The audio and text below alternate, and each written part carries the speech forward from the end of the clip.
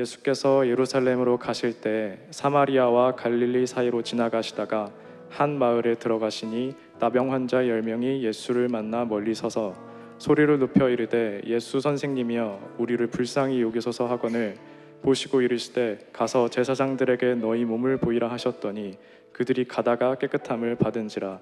그 중에 한 사람이 자기가 나은 것을 보고 큰 소리로 하나님께 영광을 돌리며 돌아와 예수의 발 아래에 엎드려 감사하니 그는 사마리아 사람이라. 예수께서 대답하여 이르시되 10사람이 다 깨끗함을 받지 아니하였느냐? 그 9은 어디 있느냐? 이 이방인 외에는 하나님께 영광을 돌리러 돌아온 자가 없느냐 하시고 그에게 이르시되 일어나 가라 내 믿음이 너를 구원하였느니라 하시더라. 아멘. 오늘 저는 함께 봉독해 주신 누가복음 17장 11절에서 19절의 말씀으로 감사 다시 켜다 라는 말씀의 제목을 함께 나누기를 원합니다. 11월 달 한 달 동안은요 감사라는 주제로 함께 말씀을 나누려고 합니다. 저희 가정은 매 저녁마다 매일마다 함께 모여서 짧게 예배를 드리고 잠을 자는데요, 그 중에는 특별한 순서가 하나가 있습니다. 바로 왓짱 순서예요. 왓짱, 이 순서가 있는데 이 순서는 아이들이 하루를 살면서 잘하고 살면서 감사한 것을 가족과 함께 나누는 시간입니다. 그러면 그 감사를 나누고 난 뒤 온 가족은 감사를 나눈 그 한 명에게 왓짱을 외쳐주며 힘을 불어넣어 줍니다. 매일매일 감사를 나누다 보면 보통 아이들은 똑같은 감사의 내용으로 대부분 이야기할 때가 많습니다. 학교에서 맛있는 음식 나오게 하셔서 감사합니다. 대략 이런 식의 내용들이에요. 되게 단순하지만 그냥 일상생활에 있을 법한 이야기들로 감사를 채워가는데, 간혹 가다가 특별하게 애들이 그 성령의 은혜를 받았는지 모르겠지만 감동적인 감사의 멘트를 할 때가 있습니다. 간혹 이런 거죠. 오늘 하루 종일 하나님께서 안전하게 해주심에 감사합니다. 이렇게 이야기하면 저희 가족 모두 감격의 박수에 왓짱을 해주기도 합니다. 아니면 온 가족이 함께 모여 예배할 수 있어서 감사합니다 라고 아이들이, 그 어린아이들이 그렇게 이야기를 하면 서로 힘이 난다는 것이죠. 이렇게 하루를 마감하기 전에 감사로 고백을 하고 마무리를 하면 아무리 힘든 내일의 일정이 다가와도 새롭게 감사할 수 있는 마음들이 마음 가운데 새롭게 나타나는 것 같습니다. 정말 작은 것 같지만 매 순간 감사하는 시간들을 가지다 보니 하루하루가 굉장히 알차게 채워져 가는 것을 볼 수 있습니다. 한 연구에 따르면 감사하는 마음은 뇌에 도파민과 세로토닌 분비를 증가시켜서 우울함을 억제해주는 항우울제 역할을 한다고 합니다. 또한 우리의 면역 체계라고 하는 것은 감정 상태에 매우 민감한데 감사하는 마음을 통해 간접적으로 도움을 받을 수 있다고도 이렇게 이야기를 하죠. 이렇게 감사라고 하는 것은요, 우리 눈에 보이지는 않지만 그에 해당하는 영향력은 존재하는 것만 같습니다. 제가 이곳에서 말고 전에서 사역했던 곳에서 아이를 출산을 하면 출산 장려금을 교회에서 지급을 하고 있었습니다. 저도 사역을 하면서 성도님들이 자녀를 출산하면 그 출산 장려금을 신청해 주는 업무를 많이 보았습니다. 그런데 참 아쉽다고 하기에는 조금 그렇지만 인간적인 마음으로는 이랬으면 좋겠다라는 생각이 드는 일들이 여러 있었어요. 대부분의 성도님들은 출산 장려금을 신청할 때는 최선을 다해 제 연락도 받아주시고 필요한 서류들을 빠르게 제출해 주십니다. 그러면 저는 그 서류들을 다 모아서 완벽하게 준비하여 행정실로 제출을 하죠. 보통 이 과정이 3주가 걸립니다. 여기서 중요한 것은 지급되는 날짜가 교구장이 정확히 알 수 없기 때문에 출산 장려금을 성도님이 받았는지 받지 않았는지 알 턱이 없다라는 것입니다. 개중에 출산 장려금을 받으셨던 성도님 중에서 저에게 출산 장려금이 입금되었다고 전화를 주시거나 문자를 주셨던 성도님은 그 오랜 세월을 사역을 하면서도 단 3분 이상을 만나보지 못했습니다. 연락 주신 분들은 이렇게 연락이 오죠. 목사님, 출산 장려금이 잘 들어왔습니다. 애써주셔서 고마워요. 그냥 일상적인 감사의 표현이죠. 이렇게 연락을 받고 나면 저는 그 성도님의 가정과 자녀를 다시 한 번 더 이름을 들춰보고 기도하고 감사의 인사를 돌려드렸다라는 것이죠. 제가 먼저 연락드리기 전에 감사의 인사하는 경우 제 마음에 넘치는 감사가 오히려 흘렀다라는 것이죠. 그러나 늘 아쉬운 것은 지급을 빨리 못 받았다고 연락하는 경우가 더 많이 있다라는 것입니다. 사실 이 장려금이라고 하는 것도 교회에서 사랑의 헌신을 보여주는 것인데 이것을 마치 당연하게 받는 것처럼 행동하시는 분들이 덜어 있었다라는 것이죠. 감사는요, 이렇게 보이지는 않지만 그 한마디로 이루어지는 영향력은 강력하다라는 생각이 들어집니다. 감사를 통해 한 사람의 인생과 인격을 알아볼 수 있다라는 거죠. 여러분, 요즘 감사하십니까? 그러면 우리는 이렇게 생각하죠. 무엇이 감사할까? 요즘 나에게 감사한 삶이 무엇이 있지? 라고 생각을 합니다. 무언가 나에게 좋은 일이 있어서 감사하는 것은요, 세상 모든 사람들도 할 수 있습니다. 심지어는 동물들도 감사합니다. 집에서 키우는 강아지도 돌봐주는 주인에게 감사의 꼬리를 치기도 합니다. 나에게 좋은 일이 있어서 하는 감사는 누구나 하는 것이기에 이 감사를 1차원적 감사라고 할 수 있다는 것이죠. 오늘은 우리는 감사의 스위치를 다시 켜기를 원합니다. 그래서 말씀의 제목이 감사를 다시 켜자라는 것이죠. 오늘 이 말씀을 통해서 우리의 감사의 스위치가 다시 한 번 더 밝혀지는 범사의 감사로 나아가는 시간이 되시기를 주님의 이름으로 축복합니다. 누가복음 17장에 보면 이 오늘 읽었던 본문에서 예수님께서 예루살렘으로 향해 걸어가고 계시다고 말씀합니다. 이렇게 기록한 것은 복음서에서 예수님의 여정이 상당히 의도적으로 진행되고 있음을 알 수 있다는 것이죠. 예수님은 이 여정을 통해 어떤 의도를 드러내고자 했던 것일까요? 누가복음 17장 11절을 다시 한 번 더 봉독해 보겠습니다. 예수께서 예루살렘으로 가실 때 사마리아와 갈릴리 사이로 지나가시다가, 예수님은 지금 예루살렘으로 향하는 길을 가시되 사마리아와 갈릴리 사이로 그 길을 건너가고 있습니다. 일반적으로는 사마리아를 피해서 가는 것이 보통 일입니다. 왜냐하면 유대인과 사마리아는 적대적 관계에 있었기 때문입니다. 그런데 예수님은 의도적으로 그곳을 향해 지나가고 있다라는 것이죠.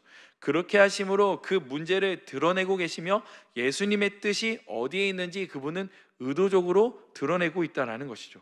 지금 예수님은 사회적으로 견고하게 닫혀 있고 종교적으로 갈등하고 있는 경계를 완전히 허물어뜨리고자 그 의도를 가지고 걸음걸이를 하고 계시다라는 것입니다.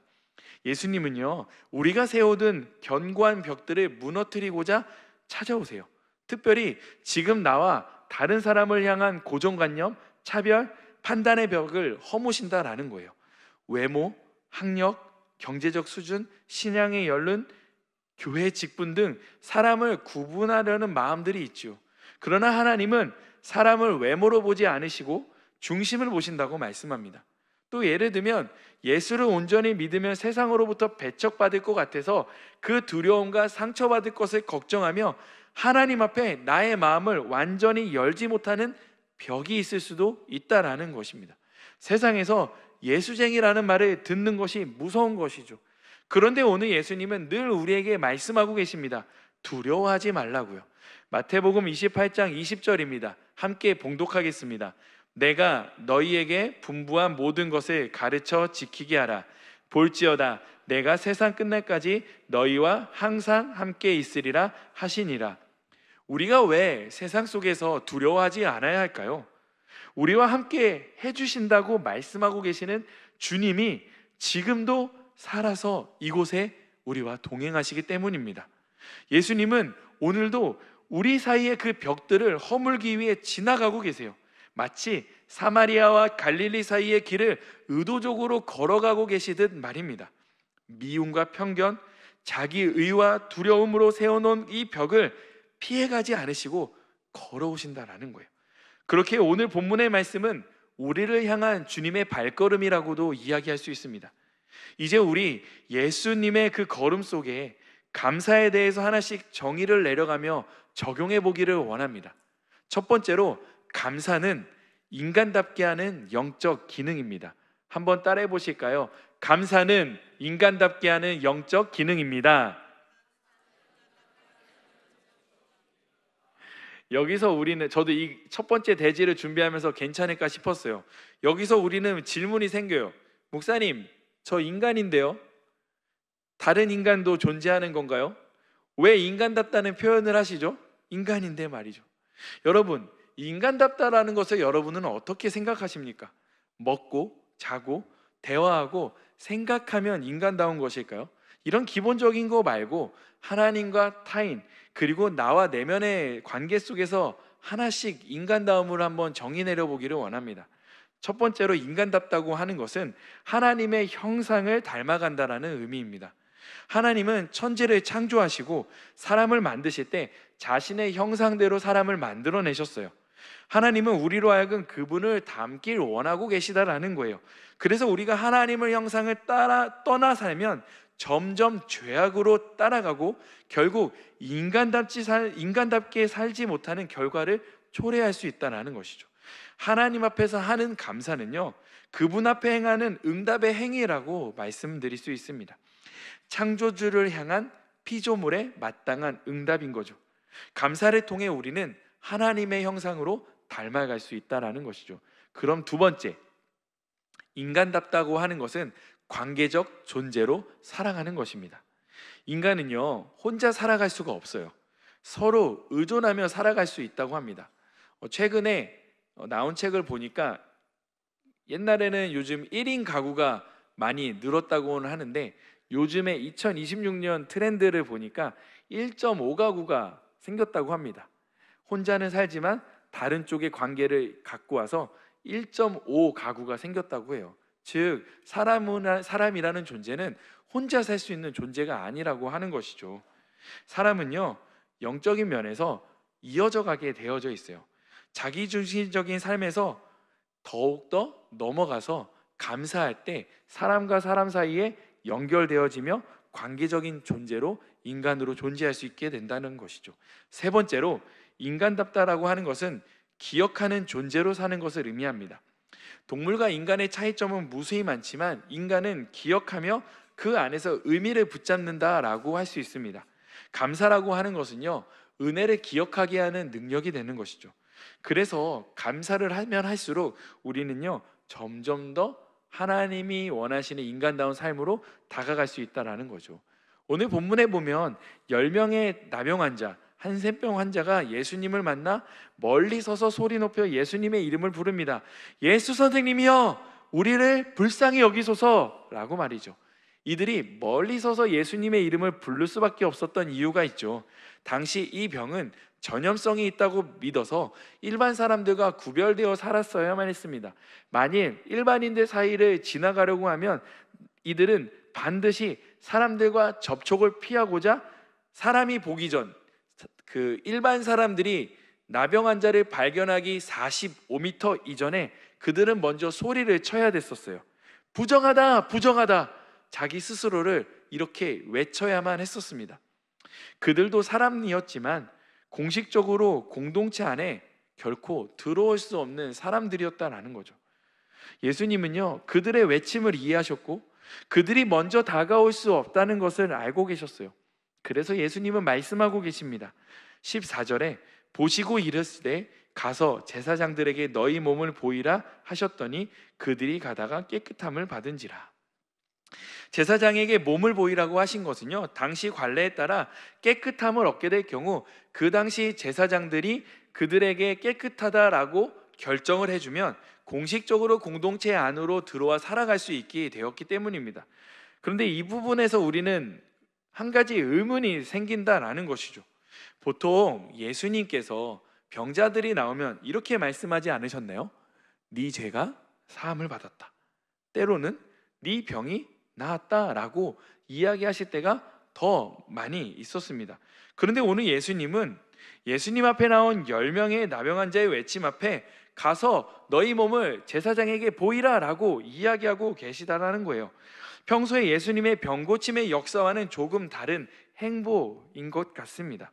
사실 나병 환자가 어떤 방식으로 병이 나았는지는 자세히 알 수 없지만 오늘 본문의 말씀에 보면 그들이 예수의 말씀을 믿고 제사장에게 걸어가던 중에 깨끗함을 얻었음을 우리는 유추해 볼 수 있다라는 것이죠. 예수님의 말씀을 듣고 제사장에게 나아가는 10명의 나병 환자가 모두 나음을 얻습니다. 그러나 단 한 사람만 예수님께 나와 감사하고 있다라는 것이죠.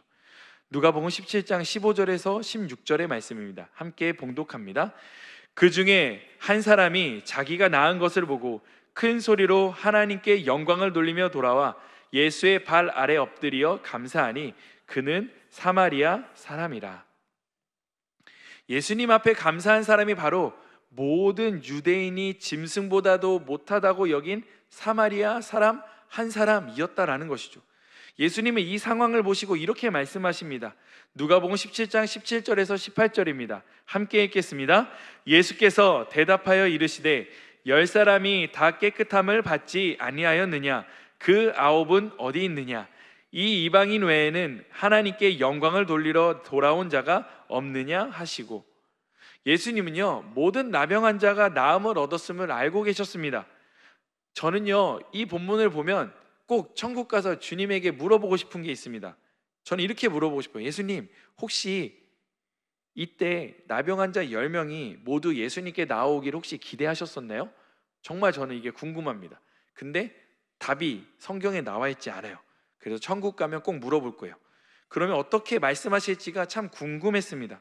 근데 중요한 사실은요 10명의 나병 환자 중에 사마리아인과 유대인이 섞여 있었다라는 점이죠. 그 부분을 우리는 어떻게 할 수 있나요? 예수께서 말씀하시죠. 이 이방인 외에는 하나님께 영광을 돌리러 온 자가 없느냐? 이 말씀을 하신 이유가 무엇이죠?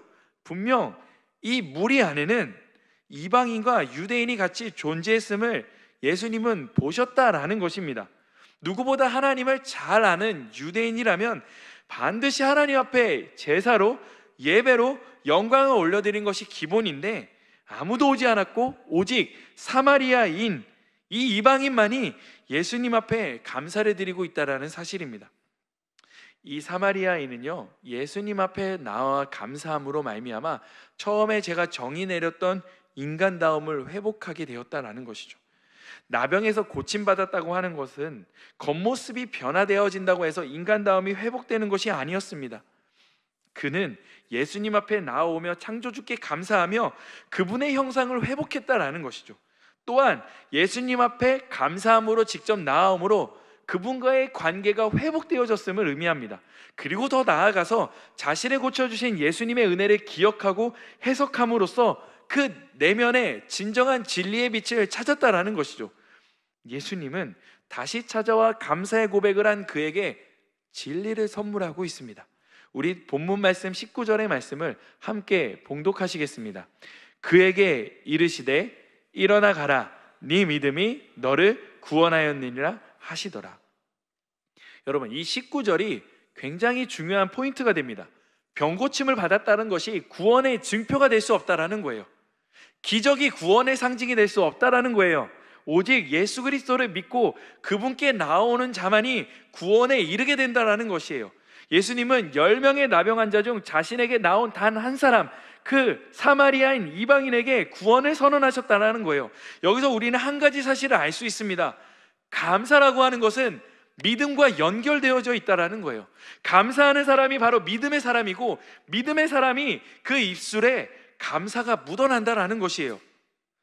요즘 나의 입술에 감사가 묻어나고 계십니까? 아니면 불평이 묻어나오고 계십니까? 여기서 우리는 두 번째로 나아가야 합니다. 그것은 감사가 꺼지면 불평이 문화가 된다는 것입니다. 여러분이 이 말에 동의하지 않고 동의해도 상관없습니다. 저는 이렇게 생각할 수밖에 없어요. 왜냐하면 성경에 그렇게 나와 있어요. 왜? 무슨 감사 하나 하지 않는다고 목사님 불평으로 이어지고 어떻게 그 불평이 문화가 될 수 있단 말이죠? 출애굽한 이스라엘 백성들이 마주한 곳은 광야였습니다. 그들은 광야에서 물이 부족해서 불평했고 고기가 없다고 불평했습니다. 심지어 만나와 메추라기를 먹고도 불평했습니다. 그러나 우리가 여기서 한 가지 알아야 될 사실을 짚고 넘어가야 하죠. 그 당시에 광야 1세대로 광야로 나온 출애굽한 이스라엘 백성들은요, 이스라엘의 모든 역사, 창세기부터 요한계시록에 이르는 성경의 66권에 나와 있는 모든 기적을 통틀어서 그 당시에 1세대의 광야의 세대들만이 하나님의 기적을 가장 많이 경험했던 세대라는 사실입니다. 그들은 애굽에서 10가지의 기적을 보았고요, 심지어 홍해 앞에서 홍해를 가르시고 마른 땅을 건너는 기적을 보았습니다. 반석에서 물이 샘솟고 하늘에서 만나와 메추라기가 내렸고 비 오듯이 내렸어요. 심지어는 더운 낮에는 구름 기둥으로 가려주셨고 일교차가 큰 밤에는 따뜻한 태양빛으로, 따뜻한 불기둥으로 그들을 보듬으셨다라는 것이죠. 심지어 그들이 40년 동안 광야 생활하는 동안 옷과 신발이 하나도 헤어지지 않아서 신발과 옷을 구매하거나 만들어서 입어본 적이 없다라는 것이죠. 여러분, 이 정도 기적이면 감사하는 것이 당연한 것 아닙니까? 그런데 불평합니다. 근데 불평이 점점 심해지며 그 불평이 이어져 가요. 아예 그들에게 불평이 문화처럼 되어버린 거예요. 불평은요, 단순한 감정을 표출하는 출구가 아닙니다. 은혜를 망각하는 습관인 거예요. 감사하지 않으니까 그들의 감사가 비워진 자리에 애굽에서의 삶과 비교하게 되고 다른 옆집파들과의 시기와 냉소가 자라나게 되어진다는 것입니다. 감사가 꺼진 자리에는요, 불평이 문화로 자리 잡습니다. 그리고 그곳에 비교의 그림자가 생겨나기 시작하는 것이죠. 이스라엘 백성의 불평이 시작되었던 기준이 어디인가요? 성경을 보세요. 출애굽기, 민수기를 보면요, 그들이 불평하는 기준의 시점이 있습니다. 바로 그들이 종살이했던 애굽 시절을 늘 비교합니다. 불평은요, 이처럼 나와 다른 기준과 비교로 시작된다라는 것입니다. 우리도 여러 면에서 비교합니다. 나보다 옷을 잘 입는 친구와 나를 비교하고, 공부 잘하는 친구와 비교하고, 외모가 나보다 이쁘고 잘생긴 사람과 비교하고, 심지어 부모의 재력까지도 비교합니다. 저는 솔직히 말해서 이 사역을 하기 전에 신학을 하면서 부러웠던, 비교했던 적이 하나 있습니다. 바로 제 친구 동기들이었어요. 왜냐하면 친구 동기들이 너무 부러웠습니다. 왜냐하면 저는 부모님이 원래 믿으셨던 분들이 아니잖아요. 근데 제 친구 동기 목사들은 부모님이 목회자 집안이어서 그 기도의 흐름을 받아내는 것이 너무 부러웠습니다.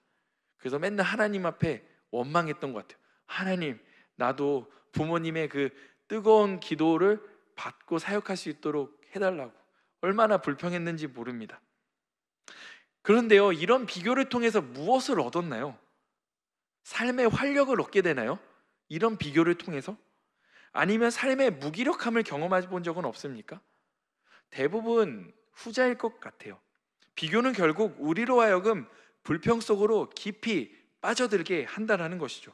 로마서 1장 21절의 말씀을 우리 함께 봉독해 보겠습니다. 하나님을 알되 하나님을 영화롭게도 아니하며 감사하지도 아니하고 오히려 그 생각이 허망하여지며 미련한 마음이 어두워졌나니.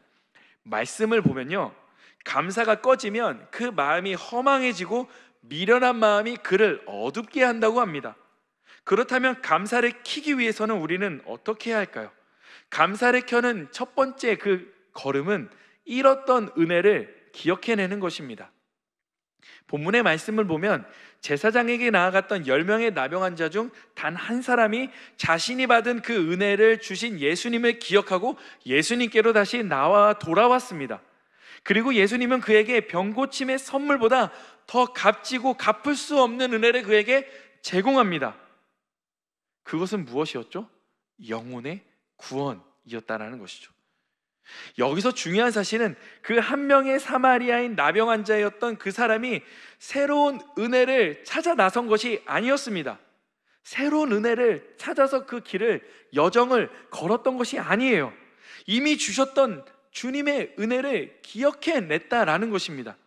9명의 나병 환자는 예수께서 주신 은혜를 바닥에 흘리면서 잊어버렸지만, 그 한 명의 사마리아인은 그 은혜를 흘려버리지 않고 기억해냈다라는 것이죠.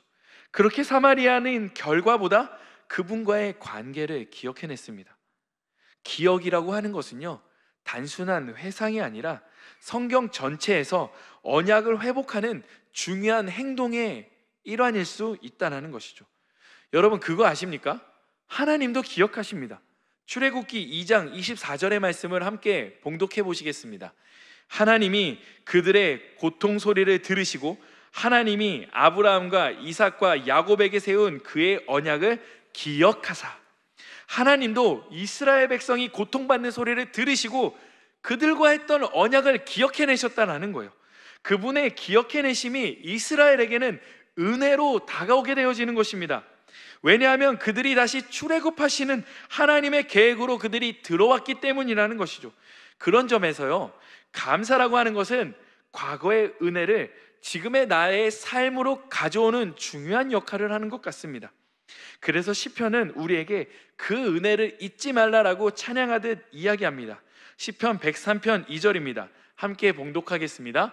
내 영혼아 야훼를 송축하며 그의 모든 은택을 잊지 말지어다. 아멘. 감사는요, 상황에 따라 하는 것이 아닙니다. 나의 시선이 어디로 향하고 있는지를 확인하는 문제입니다. 내 시선이 나에게 베풀어 주신 예수님께 집중하고 있으면 우리는 어떤 상황이 다가와도 은혜로 감사할 수 있는 고백을 할 수 있다는 것이죠. 이건 조금 예민한 문제일 수도 있지만 함께 나눠봤으면 좋겠습니다. 여러분, 우리는 세상이나 교회에서 교회 일에 대해서 많은 말을 합니다.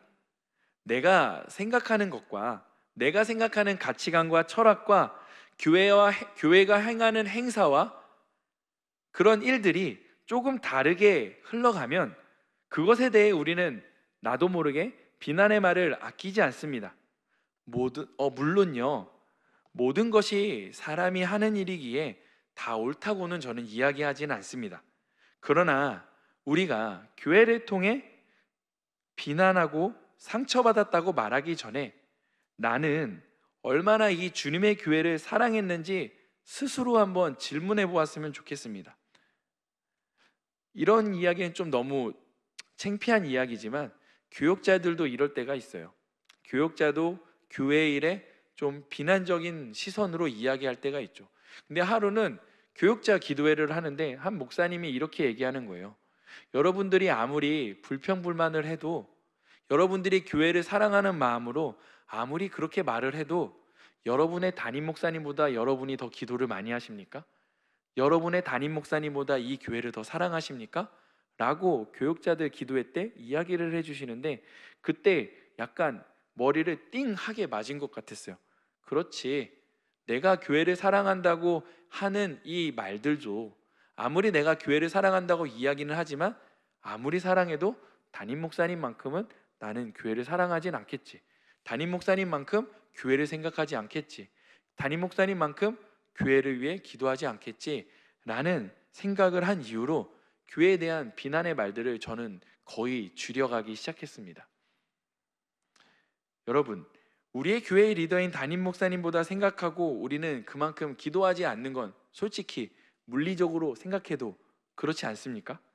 그런데 우리는 쉽게 리더를 비판하는 일이 너무 서슴지 않게 되어진다는 것이죠. 비단 교회만 그럴까요? 우리 공동체 안에 나를 챙겨주지 않는다는 이유로 공동체 리더에 대한 불평과 불만을 갖지는 않으셨습니까? 여러분, 이런 생각들이 우리에게 왜 찾아왔을까요? 그것은 우리에게 은혜 주신 예수님으로부터 우리의 시선이 멀어졌기 때문입니다.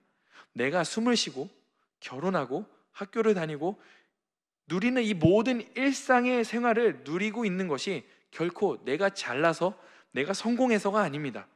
모든 것이 은혜로 값없이 부어진 것입니다.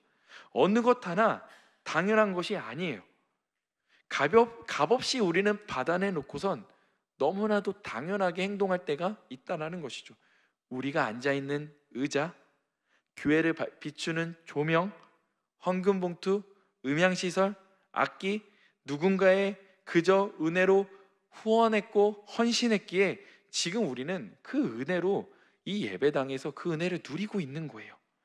사실 우리가 누리고 있는 모든 것, 우리가 내어드리기 이전에 이미 은혜로 주어져 있는 것들임을 우리는 믿으셨으면 좋겠습니다.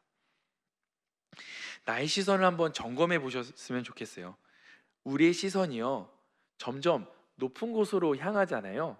그러면 자꾸만 우리의 시선이 주님으로부터 멀어져요. 왜 그럴까요?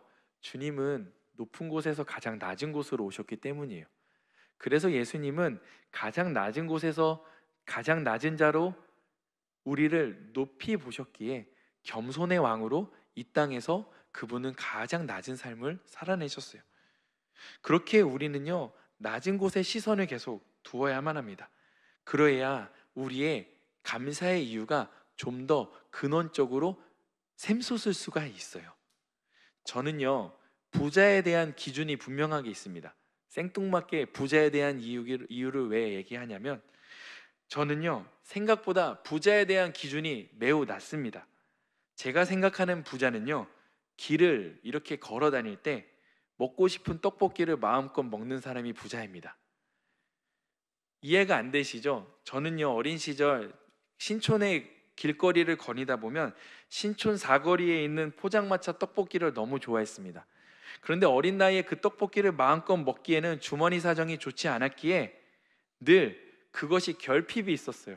그래서 포장마차 떡볶이집만 가면 원 없이 시켜서 먹는 습관이 좀 생긴 것 같아요. 왜냐? 부자가 되고 싶어서. 그래서 포장마차 떡볶이를 참 좋아합니다. 그래서 저에 대한 이 부자의 기준은 내가 먹고 싶은 것을 배고프지 않게 마음껏 먹을 수 있는 사람이 제 기준에는 부자예요. 대학교 시절에 1,000원 아끼기 위해서 마을버스 타지 않고 걸어 다닌 적도 있고, 삼각김밥 하나로 식사를 때우며 행복했던 시절도 있습니다. 그래서 저는 그 떡볶이를 먹을 때마다 하나님께 감사합니다. 지금은 소화가 잘 안 돼서 많이 못 먹어요.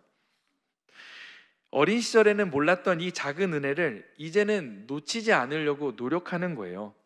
이 작은 감사가 인생을 풍요롭게 하는 불빛으로 저에게는 비춰지기 때문이에요. 우리의 시선이 예수님께 있을 때 은혜는 잊혀지지 않습니다. 상황이 변해도, 그리고 상황이 변하지 않아도 우리의 마음은 늘 은혜로 채워져 있기 때문이죠. 히브리서 12장 2절의 말씀을 우리 함께 봉독해 보았으면 좋겠습니다. 믿음의 주여 또 온전하게 하신 이인 예수를 바라보자. 그는 그 앞에 있는 기쁨을 위하여 십자가를 참으사 부끄러움을 개의치 아니하시더니 하나님 보좌 우편에 앉으셨느니라.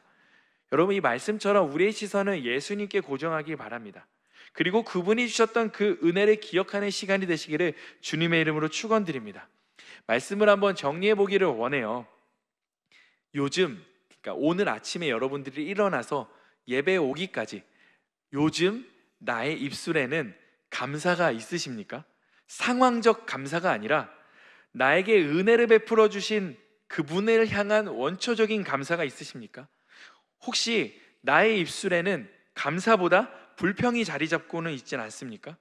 불평하는 사람들의 모임 속에는 불평의 문화가 만들어지는 거예요. 우리에게 존재하는 이 감사의 스위치를 다시 한 번 더 켰으면 좋겠습니다.